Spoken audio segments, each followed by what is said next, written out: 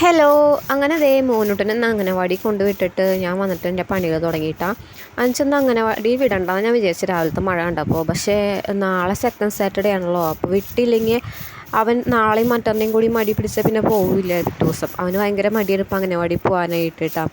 അപ്പോൾ അത് കഴിഞ്ഞ് വന്നതേ രാവിലെ മിറ്റടിക്കാൻ പറ്റിയില്ല എനിക്ക്, കാരണം നല്ല മഴയായതുകൊണ്ട് മിറ്റടിക്കാൻ പറ്റിയില്ല. അപ്പോൾ അതേ മിറ്റടിക്കാട്ടോ നല്ലോണം ചപ്പുണ്ട്. കാരണം എന്താ വെച്ചാൽ നമ്മുടെ ഈ സൈഡ് മൊത്തം തൂപ്പുള്ള ഏരിയ ആണ് അത്. പിന്നെ ദേ ഇപ്പുറത്തെ സൈഡാണെങ്കിൽ മൊത്തം റംബൂട്ടാനും കാര്യങ്ങളാണ്. അപ്പോൾ അത് ഒരു നേരം അടിച്ചില്ലെങ്കിൽ തന്നെ നമുക്ക് നല്ലോണം ചപ്പും ചവറും ഒക്കെ നിറഞ്ഞ് ആകെ മെനകേടായി എടുക്കും. അത് കഴിഞ്ഞ് പിന്നെ അടിച്ചുവാരി തുടയ്ക്കാനൊക്കെ ഉണ്ടായിരുന്നു കേട്ടോ. അങ്ങനെ അടിച്ചുവാരി തുടയ്ക്കുകയൊക്കെ ചെയ്യാണ് കേട്ടോ.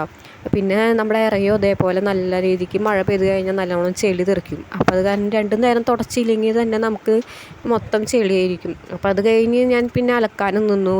അലക്കാനും ഉണ്ടായിരുന്നു, മോനൂട്ടൻ്റെ ഡ്രസ്സും കാര്യങ്ങളൊക്കെ അലക്കാനുണ്ടായിരുന്നു. പിന്നെ നമ്മൾ തുടച്ചപ്പോൾ മാറ്റിയ ചവിട്ടിയും കാര്യങ്ങളൊക്കെ അലക്കാനുണ്ടായിരുന്നു കേട്ടോ. അപ്പോൾ അതിനിടയിൽ ഞാൻ നോക്കുന്നു നല്ല മഴ വരുന്നുണ്ട്, കാറ്റും മഴയും. ഞാൻ കുറച്ച് നേരം നോക്കിയപ്പോൾ മഴ ഉണ്ടായിരുന്നില്ല, വെയിലുണ്ടായിരുന്നു. നല്ല വെയിൽ ഉദിച്ചപ്പോഴാണ് ഞാൻ നല്ലോണം മിറ്റടിക്കാൻ പോയേട്ടോ. അപ്പോൾ ആ മിറ്റടിക്കാൻ പോയി കഴിഞ്ഞ് വന്ന് തുടയൊക്കെ കഴിഞ്ഞിട്ടുണ്ട് നല്ല മഴക്കാർ. ഞാൻ വിചാരിച്ചു വെയിലായിരിക്കും എന്നാണ് വിചാരിച്ചത്, പക്ഷെ വെയിലുണ്ടായില്ല. അതേ നല്ല മഴക്കാർ വന്നു. അത് കഴിഞ്ഞ് ഞാൻ അലക്കൊക്കെ കഴിഞ്ഞ് കയറിയപ്പോൾ ഉണ്ടല്ലോടാ നല്ല മഴ. അലക്കും കഴിഞ്ഞ് തുടയൊക്കെ കഴിഞ്ഞ് വൃത്തിയാക്കി ക്ലീനിങ്ങൊക്കെ കഴിഞ്ഞപ്പോൾ നല്ല മഴ പെയ്തു കേട്ടോ.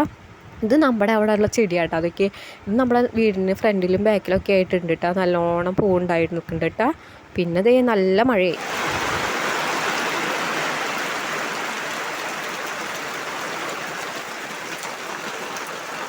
അങ്ങനെ അത് കഴിഞ്ഞ് ഞാൻ ഫുഡ് കഴിക്കായിരുന്നു കേട്ടോ. അതെ, ചോറും മീൻ കറിയും പിന്നെ ഒരു ഒലത്ത് കറി ഉണ്ടായിരുന്നു കേട്ടോ. നമ്മുടെ സാമ്പാറിലൊക്കെ കിട്ടുന്ന കഷ്ണങ്ങളൊക്കെ കൂടി ഉണ്ടാക്കി കറിയാട്ടോ. അപ്പോൾ ഓക്കെ, ബായ്.